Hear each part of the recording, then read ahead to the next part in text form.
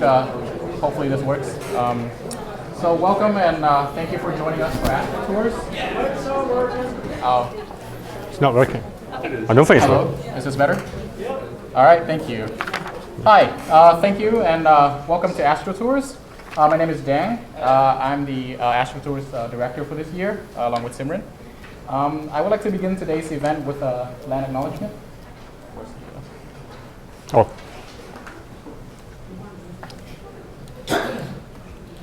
This event is taking place in Toronto, which is situated on the traditional land. I think that too. How's that? All right, cool. This event is taking place in Toronto, which is situated on the traditional land of the Huron-Wendat, the Seneca, and most recently the Mississaugas of the Credit River. The territory was the subject of the Dish with One Spoon, One Belt Covenant, an agreement between the Iroquois Confederacy and the Confederacy of the Ojibwe and allied nations to peaceably share and care for the resources around the Great Lakes. Today, this meeting place is still the home of many Indigenous people from across Turtle Island, and I'm grateful to have the opportunity to work on this land. Acknowledging the traditional territory in which we live and work is a small but important step that reminds us to learn more about the Indigenous peoples in these regions, to consider the history and ongoing colonialism on this land, and to reflect on how each of us can contribute to reconciliation. You can visit native lands. I guess it's not on here. You can visit nativeland.ca and whoseland.com to learn about the land you are on and who it belongs to. So yes, if this is your first time attending AstroTours, we run our tours generally on the first Thursday of most months. After the talk, we're going to be heading to the lobby and going to the McLennan Physical Laboratories. We will have volunteers to show you there for a variety of activities and telescope tours and viewings. AstroTours is organized and run by graduate students in the Department of Astronomy and Astrophysics at the University of Toronto, and supported by volunteers who are undergraduate and graduate students in astronomy and physics. We run AstroTours to share our vision, so we really value your feedback from our attendees. So please go to bit.ly/AstroTours to give your feedback. So yes, the upcoming events. Yes, so there are a couple of upcoming events for next month. In February, we will have a lecture by Margaret Ikape and the Pan-African School for Emerging Astronomers. It will be on Thursday, February 2nd, and will be also in this building, in this group. So for tonight's speaker, we have Henry Leung, who is a fourth-year PhD candidate at the University of Toronto in the Department of Astronomy and Astrophysics. His research focuses on applying deep learning methods to further understanding of our Milky Way galaxy. Henry previously completed his bachelor's degree at the University of Toronto in astronomy and astrophysics. In his free time, you can find him wishing for clear skies to do some amateur astrophotography, hiking, and camping. Clearly not working today. Anyway, so here's Henry, and thank you for coming. Thanks. Oh, I think it needs switch, right? I don't know. I think it needs switch. How do you do it? Testing. Can you hear me? Ready? No. Try again. Testing. Testing. Nope. It's all the way up. Is it on? Testing. Nope. Is your mic on? I don't know. This one? Is there another one? Is this one on? It's on. Okay. It used to work. Testing. Nope. Okay. I will just use that one. We can Here, use the can I podium. put on and off? Yeah. Sorry, mic issue is always a thing. Testing. Nope. Okay. I Here. can just use that one. Podium mic. Testing. Okay. Okay. So yeah, my name is Henry. Thanks for coming tonight, even though it's raining outside. So tonight I'm just going to talk about my PhD research. No big theory, just my research. So in case you haven't noticed, the background image is actually an AI-generated image from the talk title. But the point is, like deep learning or AI is very powerful this day, and the question is how we can harvest this like power to astronomy research. So first, why we even want to study galaxy to begin with. So a quick answer is galaxy is like very fascinating and very beautiful. You get all kinds of galaxy. You get a spiral galaxy. You get two galaxies colliding to each other. You get this weird ring galaxy, or you get this boring looking elliptical galaxy. But the more academic answer really is the first galaxy formed around 200 million years after the Big Bang. And our universe is around 13.8 billion years old. So 90.9% of the time in our universe, billions and billions of this galaxy form and evolve. If we want to understand our universe, we need to understand galaxy. So here is a introduction to what a typical spiral galaxy looks like. So here is a image of a typical spiral galaxy with a bar. Obviously, in a spiral galaxy, you get like spiral. In this case, you get like two major spiral. And at the center of every galaxy, you get this supermassive black hole. And you also get, around the black hole in the center of the galaxy, you get this thing called galactic bar, which I will talk about later in the talk. So in the edge-on view of a spiral galaxy, you can clearly see that a galaxy, even though they look very big in a bird's eye or face-on view, they are actually very thin. So we literally just call them a thin galactic disk. And you can see a dark band in the middle. And because galactic disk in general has a lot of interstellar dust. And in the middle, we have something called a galactic bulge. So basically, this is the basic structure of a galaxy. So what are some way we can study galaxy? Because now it's like 2023, we get like super fast computer, and we have some deep understanding about physics. So one obvious way is to use computer to simulate the universe. So obviously, when you simulate a universe in your computer, you can obviously just pause or pan around, or just go back in time to check like what is the state of the universe, and we can zoom in to see like galaxy formation on your computer screen. But obviously, if you want to do a simulation, you need to have some deep understanding of the physics, and there's a lot of physics we just don't know enough about to simulate a very realistic galaxy formation on supercomputer. But in our universe, we have a lot of galaxies, and we can literally use telescope as a time machine. And the advantage of using this method is we actually see real galaxy forming in the early universe. So this is a famous picture from JWST, the James Webb Space Telescope. And you should really power off this image because the Canadian Space Agency is a partner. So your tax money make this happen. And there's a very famous image called the JWST Deep Field.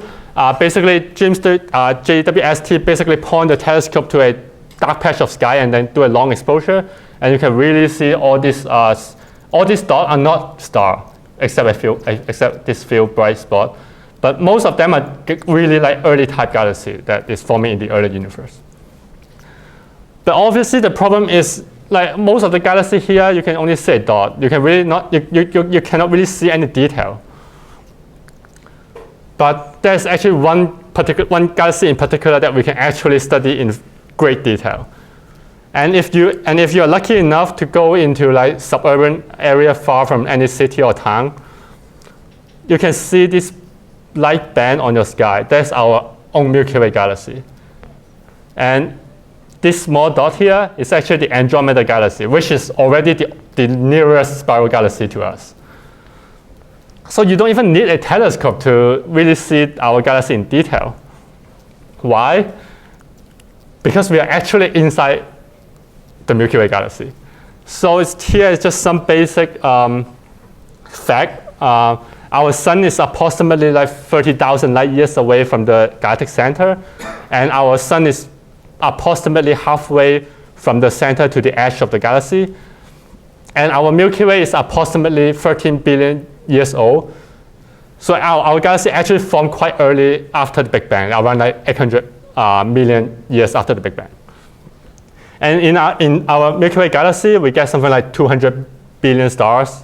And the total mass of our galaxy is around 1.5 trillion times the mass of our sun. And our Milky Way galaxy visually looks just like a typical spiral galaxy that you can observe. And in fact, you don't even need to be a professional astronomer to really appreciate how much detail you can see for objects in our galaxy. So here are just some of my amateur photography. So these two are objects within our galaxy with my approximately $1,000 telescope. So you can really see the detail of the cloud and all the stars and Orion Nebula, which is very famous. And compared to some of the objects that I captured outside of our galaxy, so these two are two of the galaxy cluster near us. And you can really see that even my small telescope can capture great detail of this object in our galaxy. But if you go outside of our galaxy, you just cannot observe any great detail about them. So why we even want the detail? Right? What's so special about really seeing like individual star of our galaxy? If you ask the question, you can just point the telescope to get as much as you can from this galaxy. But why we even need to want to observe individual star? And the answer is we can actually do something called spectroscopy on stars. So spectroscopy basically is just you use a prism. Maybe you have already done it in like elementary school or high school experiment class. If you put a prism in front of some sunlight, you can disperse the light and see the rainbow. And this rainbow actually tells you a lot about stars. So first, to understand what's happening here, you have to have a little bit understanding of the structure of star. So star, they have a very hot core that doing nuclear fusion to generate energy, and they also have a cool atmosphere on top of the very hot core. So if you try to do spectroscopy on the hot core of a star, you will see this smooth rainbow. But because we don't actually see the core of star, we observe the star from the Earth. So the cool atmosphere of the star will absorb some very particular wavelength of light. When we observe the spectra of star, we will see this kind of dark band, which caused by the cool gas on the atmosphere of a star. So now you understand how we can get like chemical abundance, and actually you can also get like radial velocity of a star. So how? So if a star is moving away from us, all this like dark band will seemingly move towards the red wavelength. And if a star is moving towards us, you will see this like dark band will seemingly moving towards the purple color. So you can get the relative velocity of a star to us, and you can get chemical abundance, and you can just you can measure the temperature by looking at how much light you get in this rainbow at like red color or blue color. If a star is hot, then you get more blue light than red light. If a star is cool, then you get more red light than blue light. So the takeaway of this is like stellar spectroscopy are really information rich. You can get a lot of information of a star just by looking at the spectra of star. So here is a real example of some real data of some star. So here I show like three very high resolution infrared stellar spectra. They have the same, more or less the same temperature and surface gravity, but with different metallicities. So the only difference is how much metal present on the surface of star. So this is approximately the solar metallicity, which means this star has approximately the same metal as our sun. And this star has like 250% of our sun, and this star has 6% of our sun. So you can see that the more metal you have on the surface of a star, the more and deeper the absorption line is. And for galactic survey, which we are trying to do, like we try to understand our galaxy. And as I say in the first slide, that there are many dusts in a galactic disk. So if you want to do galactic if you want to do galactic observation, you really want to do it in infrared wavelength. Why? Here showcase like an image from a Hubble telescope and which is in visible light, and an image from JWST, which is in infrared light. You can see JWST really can see through the dust. And you can see many stars are behind the dust, while Hubble failed to do so. And moreover, in galactic survey or galactic observation, you don't actually want to observe any star on the sky. You only want to observe star, only a particular type of star. So we can basically rule out like the star in the bottom. As I say, there's a lot of dust in our galaxy, and even in infrared light can only penetrate so much dust. So, for stars that are very dim, we basically rule them out because they are just too dim to be observed when you're looking through the dust. And for stars on top here, they are usually associated with massive star. And massive star, in general, they are much brighter than star down below here. But why we want to rule them out? Because massive star, they are bright because they burn their hydrogen very quickly. Which also means that they in general, they have a very short life. So they don't actually live very long. So we want to rule them out. And there's only this particular type of star which we call red giant. They are very common in our galaxy. They have a relatively stable life. They are in general very bright, and they live very long. But wait a minute, why we even suddenly talk about the life of star? How long they live? Like, what was the reason behind it? The reason is we want to do something called galactic archaeology, which literally means the archaeology of our own galaxy. So what is galactic archaeology? So in galactic archaeology, we basically try to find out what happened in the past in our galaxy. And the first question is actually not asking, the first most important question is not asking about what happened in the past in our galaxy. The first question we should ask is how our galaxy looks like now. Why? Imagine you go to a museum and you see this like dinosaur skeleton. And you will feel very fascinated and amazed by this thing even exists on Earth at some point in our history. The reason why you feel so fascinated and amazed because you don't actually see dinosaurs running around on highway. Because they are already gone. That's why you feel so amazed. Imagine that if dinosaur is still a thing now, you won't feel so amazed to see a dinosaur now. I mean a dinosaur skeleton. So the first most important question is really asking about how our galaxy looks like now. And the second question is really asking about when and how did our galaxy form. And some example of things that can happen in the past of galaxy is like, in astronomy we call like emergers, which is very common in our universe. It essentially just means that two galaxies collide to each other and merge into one galaxy. Obviously, like when you study like galaxy, or you don't get this kind of fossil like on Earth. Like on Earth, of course, you can always take out some fossil and do some science on it. But in astronomy, when you study galaxy, stars is actually the living fossil, and stars essentially contain all the information that what happened to our galaxy in the past.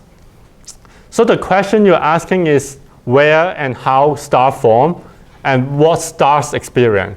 Because like if something happened to the star, then usually they will leave some like telltale sign so that you can always try to guess like what those stars experienced in the past. Like, for example, if you look at the chemical abundance or the elemental abundance of a star, it tells you about the historical birth rate of stars in our galaxy. Because obviously, if you form stars, they die and they explode, they create a bunch of chemical elements, and they will pollute other stars. That's how you get the birth rate of star in the past. And if you look at the age of star, obviously it just provide like direct dating, just like you do like carbon dating on like fossil. Like it just directly tell you the time. And the third thing is kinematics. So how fast a star is moving. So obviously, like kinematics, you can directly get the stellar orbit.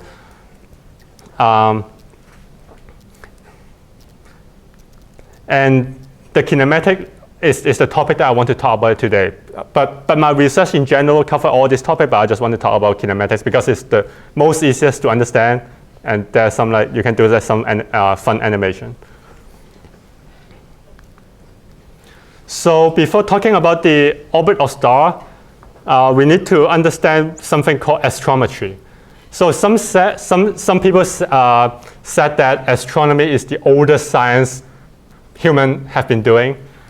If that is true, then astrometry is definitely the oldest of the oldest. Because what astrometry means is the measurements of the position of stars. If you look at some like record, like some cave in Europe, there is some evidence that around like 15,000 years ago, humans already start to record the position of stars in their cave that they are living. And around 1,000 years ago in China, the ancient Chinese already started to do this kind of systematic survey of the sky, and they record all the stars that they can see on the sky and then draw a map. And the accuracy is approximately around a full moon. So the accuracy is not too great because they still just use their hand to draw it on a paper. And around 400 years ago in Europe, people already start to use that number to record the position and velocity, position of star. So the accuracy is approximately 10% of the full moon. So it's actually not that bad. Like in just 600 years, humans improved the position of star measurement by 10 times. The modern one is very different. Remember, like 400 years ago, the accuracy is about like 10% of the full moon size. The modern one is actually very accurate. If you zoom in on the moon, and until you actually see the Apollo 11 lander, the modern astrometry accuracy is actually the size of the Apollo 11 landers as seen from Earth, which is like real accurate. So how do we do that? So all the most of the modern astrometry data come from this mission called Gaia satellite. So it's a mission from 2014, but it's still ongoing. So it's an astrometry of about 1 billion stars, and the mission costs about $1 billion, so it's approximately $1 per star. So they have like 2 telescopes scanning a small patch of sky, but because the satellite also rotating, so that you can actually systematically scan the sky 24/7. And at this day, the satellite scan approximately the whole sky approximately 7 times. But wait a minute, I thought we are just going to measure the position of stars. Why do we even scan the sky for so many times?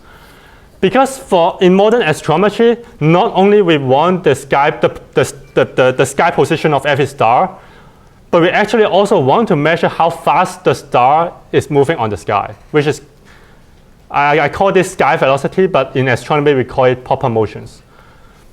And the good thing about sky velocity is when you observe the star longer and longer, the error of sky velocity actually scales down with time, so that you can actually just do it infinitely long, and then the accuracy of the sky velocity will actually go to 0. And because the fact that the Earth is also rotating around the sun, so not only the star is moving, the Earth is also moving around the sun periodically. and we can measure something called parallax. So that's the reason this image demonstrates what is parallax. Basically, that's why humans have two eyes, because you need to measure how far a thing is from you. And so you need two observations to figure out how far an object is.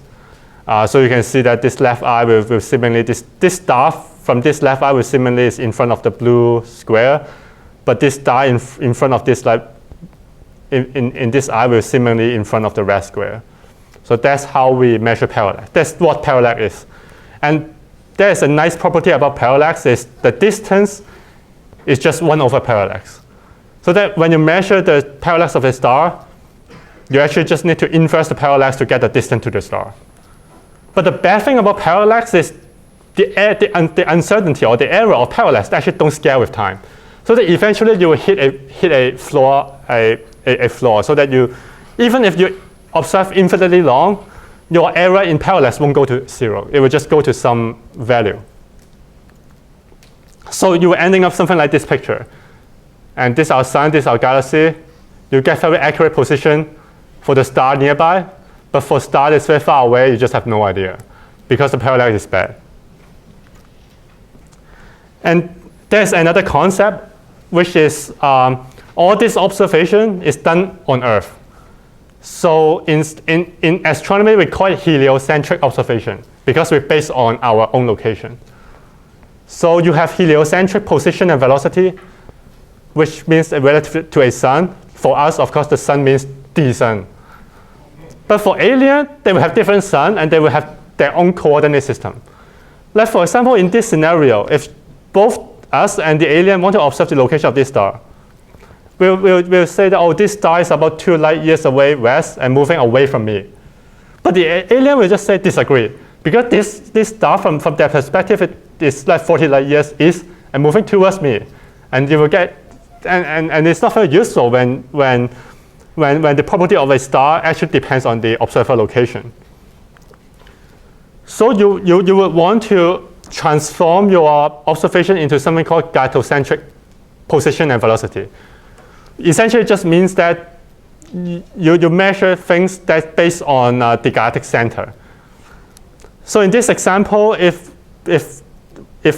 both us and the alien transform their observation into the gyrocentric position and velocity, we'll say that, oh yeah, the star is around 10 light years east of the galactic center, moving towards the galactic center. And the alien will just agree. And next slide, there's no easy way to show this. Basically, we have 2 tasks. There's sky position. We need to transform sky position into gyrocentric position. And task 2 is to transform sky velocity to gyrocentric velocity. And there's no easy way to show it. And I have to involve math here. So if you're not a math person, you can just read these memes. But if you are a math person, this is actually the math for task 1 and task 2. And this red circle basically means that quantity that actually depends on the distance from us to the star.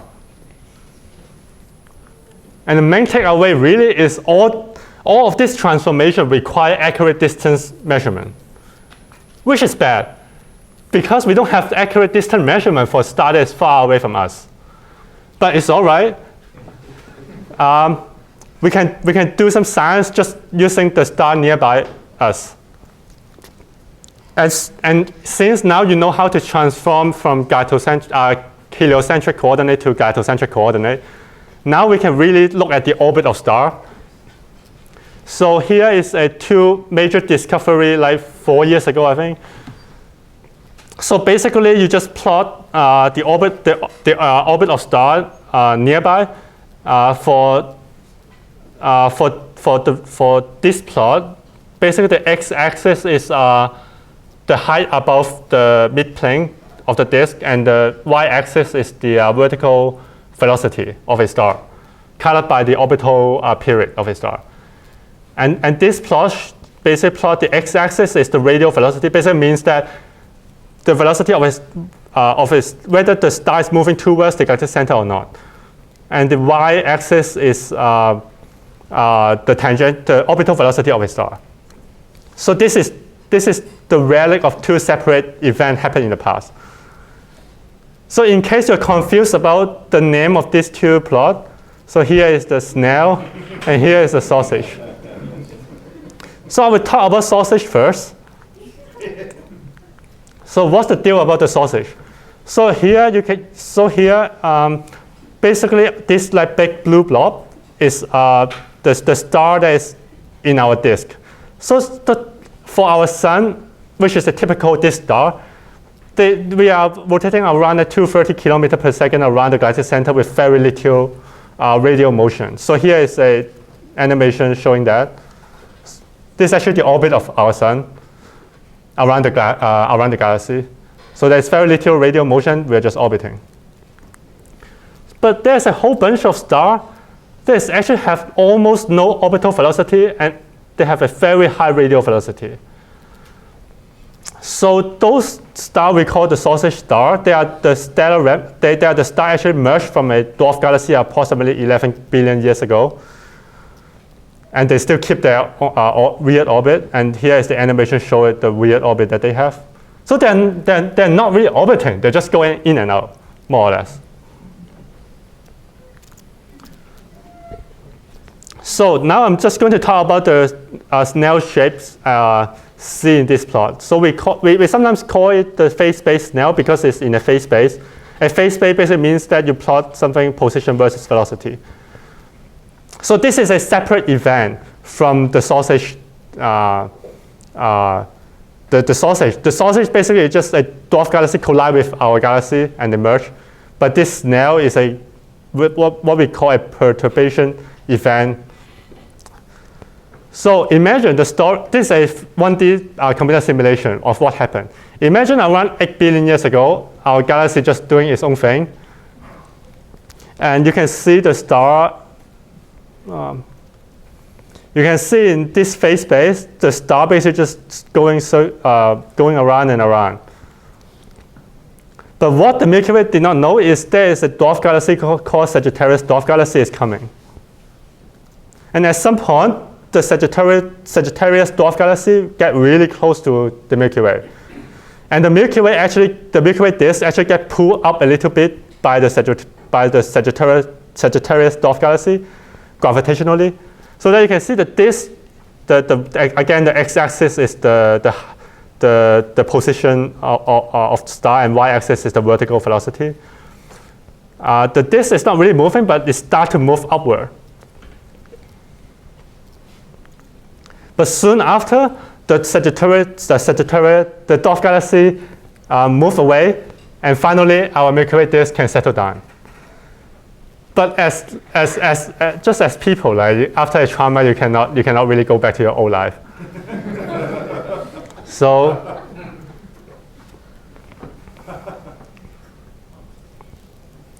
here is really an animation showing how you can get snail form in our solar neighborhood, so that you can compare to the observation you get. Even our 1D computer simulation get very close to what we observe. Okay, so here is two science that you can do with star nearby our sun. But the ultimate goal is your boss is very angry because you get this $1 billion mission, but you still cannot get accurate distance to distant star.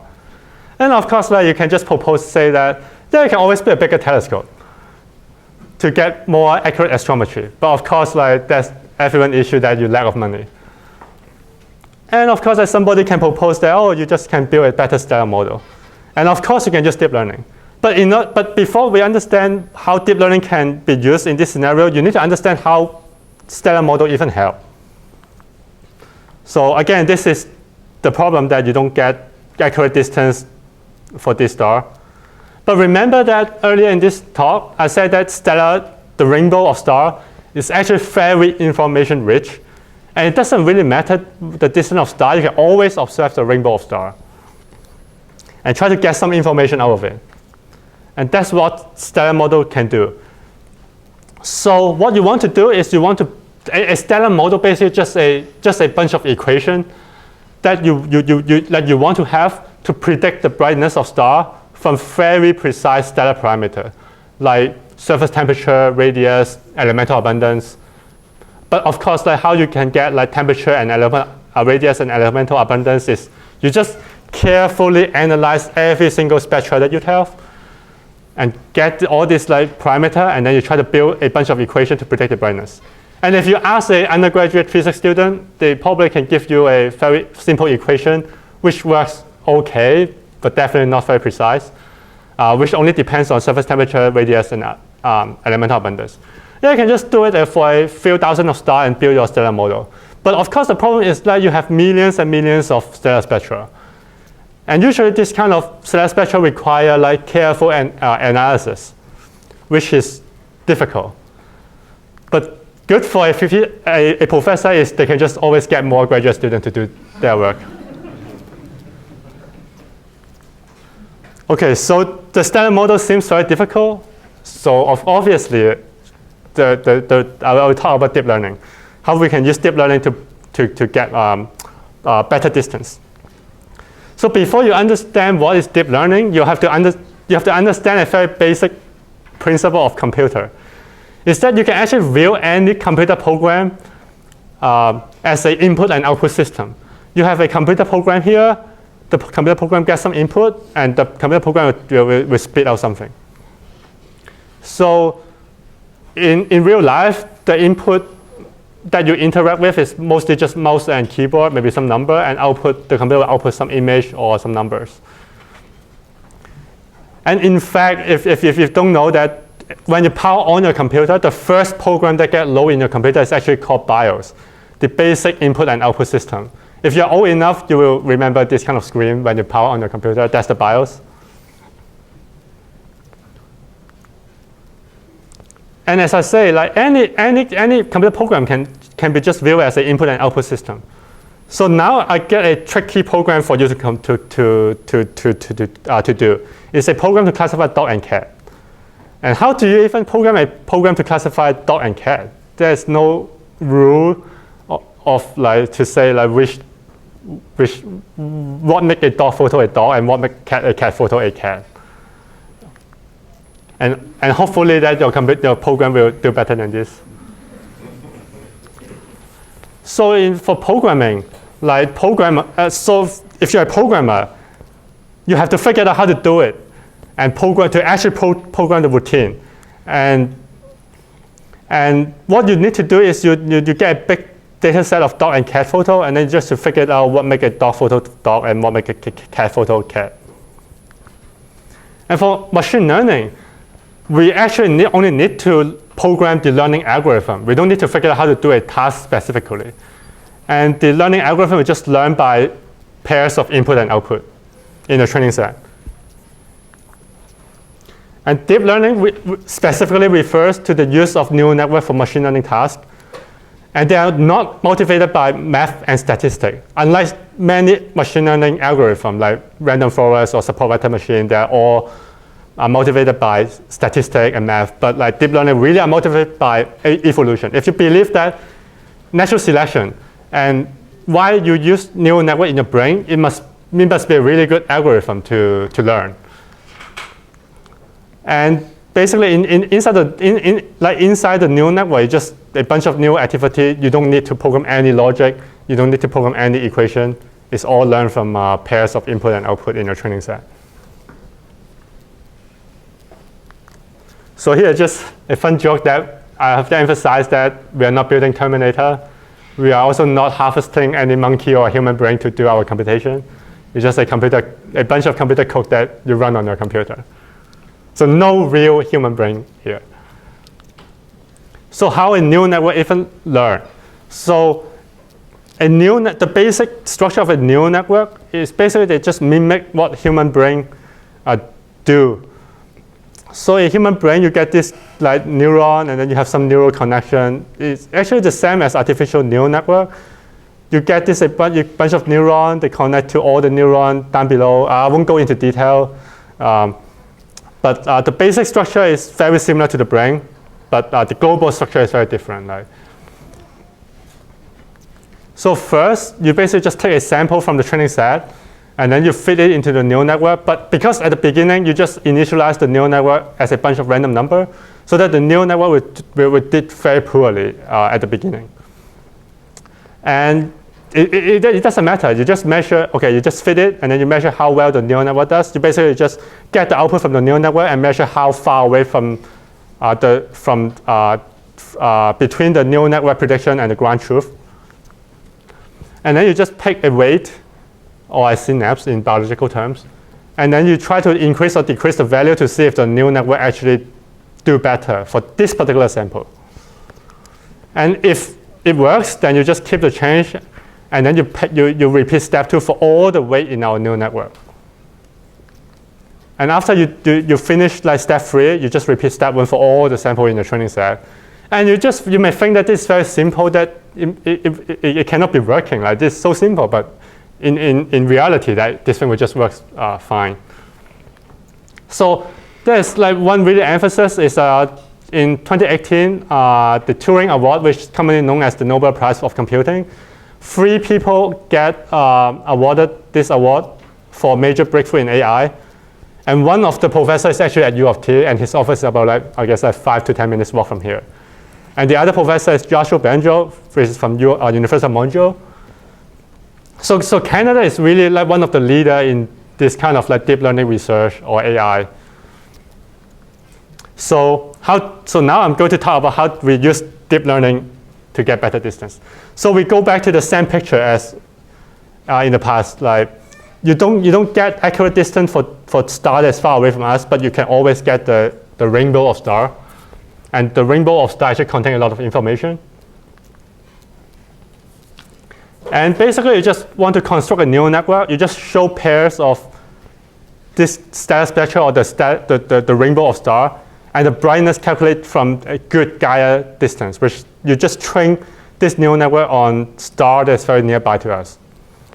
And you just apply this training model on spectra without any good Gaia distance, and then you will get distance to all the stars that you observe. The magic is like, in this approach, you don't need any stellar model, and you don't need any astrophysicists. It's all learned from data. And if you talk to a very traditional astrophysicist, they will just tell you that this thing probably is just not worth to do it, because in astronomy, we actually have some equation to do the physics. So what you observe is some physics of star, and then what you want to get is like it's also the physics of star. So you can always create a bunch of physics equation and try to do it. But turns out, if you don't input any prior knowledge and you just learn all the knowledge from the data, it actually just works much better. And here is the neural network. So after we train it, we apply to star without good distance. And here is a bird's eye view of our galactic disk. So here's us, and here's a supermassive black hole at the center of the galaxy. And red area means that the Gaia distance is better. And the blue area means that our neural network distance is better. So you can see that in nearby, Gaia distance is super good. But if you are very far away, then like our distance is really, really much better. And we applied the distance we got from neural network for some science. And basically on this plot, we basically plot this is a bird's eye view of our galactic disk and colored by the tangential velocity, which is the orbital velocity of star. And at the center, you can really see a very clear a bar shape in which our galactic bar. So this is actually the first detailed and direct view of our galactic bar and the center region with our neural network model. So if you think that this thing is dumb, but this thing is actually state of the art, that all this distant measurement is actually state of the art in astronomy. So yeah, the other two is pretty hard to explain, but if you compare to some computer simulation, you can really see that our neural network distance really matched very well with our computer simulation. You get this like blue thing, red thing, and the other side is like red here, blue here. Our neural network also see like red here and blue here. So far, I only focus on talking about like distance, how to get distance, but in my research, we actually try to get as much as we can from the rainbow of stars. So I'll just briefly talk about here. We just briefly show here that our neural network actually also measure elemental abundance and ages of stars from the rainbow, the stellar rainbow. As you can see here, also a bird's eye view of a galactic disk, if you color by the age of star, you can really see that it's very clear that the galactic bar is like very distinctly old from the rest of from our galaxy. And if you look at the metallicity, you can see that the galactic bar region also like distinctly the star in the galactic bar in general have very, very low metallicity. And here in this plot show the oxygen to iron ratio, because when you have like supernova, you create a bunch of abundant element. You would expect that oxygen may be traced with iron, but it seems like the galactic bar region, they have abnormal amount of oxygen compared to what we expect. So most of the work is done like 3 years ago, and Gaia is actually finally catching up to us in 2020. And this plot is our neural net model, which show a very clear bar shape in the center. And if you use like Gaia data in 2022, yeah, you can see something, but it's not very clear that there's a bar there. So I would say like for a $1 billion mission, yeah, they're not that bad. And by 2022, we actually have measured the distance to galactic center and the spinning speed of the galactic bar directly using the data from our neural network model. So why I just keep emphasizing that the galactic bar, I basically just all these topics I just talk about how great we are at observing the galactic bar. So why is that? One reason is that I show you the galactic bar is very old in general, so that they're more interesting to observe because like they tells you what happened at the early stage of our galaxy. And the second reason is that the galactic bar will actually affect the orbit of star. So the spinning speed of the bar is actually very important if we want to trace the orbit of star. And here, just show that one animation. So these two plots basically show that star with the same initial location and velocity, but in a galaxy with different bar spinning speed. So you will see the difference. But I'll have to emphasize that the effect gets amplified many, many times. So you can really see that the velocity of how fast the bar is spinning is really important. And with our neural network, we actually directly measure the spinning speed of the bar very, very accurately. And I think it's time's up, so just to give you a summary. So if you want to understand galaxy formation in general with our Milky Way galaxy, you need to do a science called galactic archaeology. And astronomy or other science are really becoming more data-driven. It means that all the knowledge are learned by data. You don't learn your knowledge from theory. At least you learn your knowledge more and more from the data. And if you want to do data-driven science, deep learning is the promising way to go. And with like deep learning, not only you can create some fancy image or just and do some like meaningless stuff. With deep learning, you can actually do some real science progress. And for example, in my research, we really understand our galaxy. And the first thing is my research are all open source. You can search my name on GitHub. And all my research, the code and the model are all on my GitHub. And we only use like public data so that you can just play around with it if you want. That's the end. Yeah.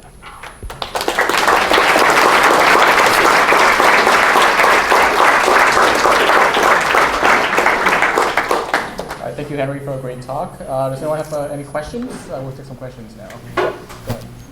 So my question is that because we are like the GEO satellite mission is really good at getting the close by stars accurate. So the training data is accurate for the close by stars. Why the deep learning models are not accurate in the near range but more accurate at the far range, given the fact that the data is not accurate? Right. So the question is okay.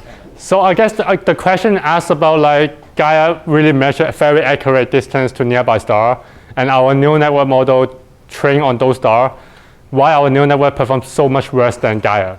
That's the question. Okay, so the answer is what Gaia measures is something called geometric distance, which means that you more or less essentially really put a ruler and measure the distance to the star. And what neural networks are doing is basically try to learn the physics of how to predict the distance from the stellar parameter. And obviously, you cannot get infinitely accurate stellar parameter, which means that you won't get infinitely accurate distance to those stars. So you cannot really beat Gaia for nearby star, because what Gaia do essentially are really just really using a ruler to measure the distance to them. And if you want to beat Gaia for those stars, you need infinitely accurate stellar parameter, which I don't think is possible anytime soon. I've got two questions. So first question is, what's the difference between machine learning and deep learning? And the second question is, why can't you take the data from Gaia to plug into the deep learning algorithm? Okay, so the first question is, what is the difference between deep learning and machine learning? So machine learning is just, so deep learning is basically just a subset of machine learning. So what deep learning means is specifically the use of artificial neural network to do machine learning tasks. That's what we call deep learning. And so deep learning essentially is just machine learning, but with artificial neural network. And the second, I forget the second question. Why can't you take the data from Gaia and use it for your deep learning, like to make the center or full stack more accurate, or like even the further ones well? Oh, so the second question is why we use the deep learning distance instead of Gaia distance for nearby star. So the answer is for people in the field, if they really want to do science with nearby star, they will just go look into Gaia. They won't use our neural network distance. But of course, the most exciting science is star that is very far away from us, because nobody have good distance, and we are the one who have good distance. So if you are a researcher at other country, if you want to do research on star that is very far away from us, then yes, you should use our neural network distance. You can choose. Oh, you can choose. Yeah, what sort of computing power did it take for the neural network? Was it desktop, major server, big cloud server? What did it take to do it? That's actually a good question, because the computer is actually here. So all my research, so the good thing about deep learning is you don't really need a very big computer to do. Especially in astronomy, we don't really have like the real big data, like what government are collecting on you. We only have a few million rainbow of star, and you can just run on this laptop. And most of my research is actually done on this laptop. Yeah, I'm curious, as artificial intelligence continues to advance, where do you see in the future where AI can really help us understand our universe as the technology evolves there? Okay, so the question is that AI has become more and more powerful. So what is my opinion on the future of AI in science? So I guess the answer is I guess the quick answer is you will see some resistance from. Okay, I can only talk about physics because I study astronomy. I don't know about other fields. But in physics, it's a little bit different from, like, for example, like speech recognition, because there's no. For example, if you want to do like speech recognition, there's no set of rule of how to do what make a sound. If you say apple, like what make apple? Why you think I say apple? Why you think I am saying apple? But in physics, like we have a set of equations that describe our world, and those equations works very well in general. And so I would say that in short term, you will see really big resistance from physicists, because they will just say that why do you even want to use like AI to do this kind of stuff when you have a set of equations that describe our world? But I guess long term, I guess like AI or deep learning will work really well on data analysis, and especially in astronomy, we are becoming more and more data intensive. Traditional method cannot analyze data fast enough. So at least in astronomy, I guess the first major, the big use of deep learning in astronomy will be like data analysis instead of like directly understanding what's going on of the universe. In the back.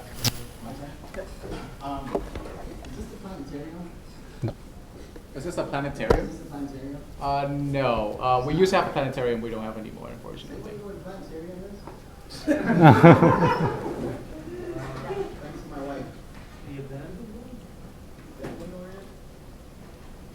Yeah, sorry, we don't have a planetarium.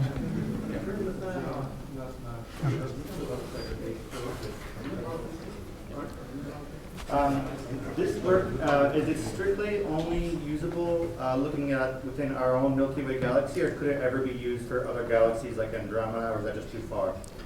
I would say eventually, okay, I need to repeat the question. So the question is like whether our neural network model can observe other galaxies like the Andromeda galaxy. So eventually the answer is yes, but currently is no, because currently our telescope is not, okay, this is not quite true, but our telescope currently is not good enough to actually see individual stars from Andromeda galaxy. I say it's not quite true. It's because JWST, the James Webb Space Telescope, is actually powerful enough to see individual stars from Andromeda galaxy, so that we can repeat this exercise on Andromeda. But yeah. That's exciting. Yeah. Unfortunately, we can't take any more questions, but before we thank Henry one more time, I'd like to go ask for your patience before so I can go over some instructions on how to get to the post-talk activities. So first, I'd like to thank you. Oh, sorry. Thanks to our volunteers and sponsors. Because it's entirely run by volunteers, and we appreciate our help from the undergrad and graduate students.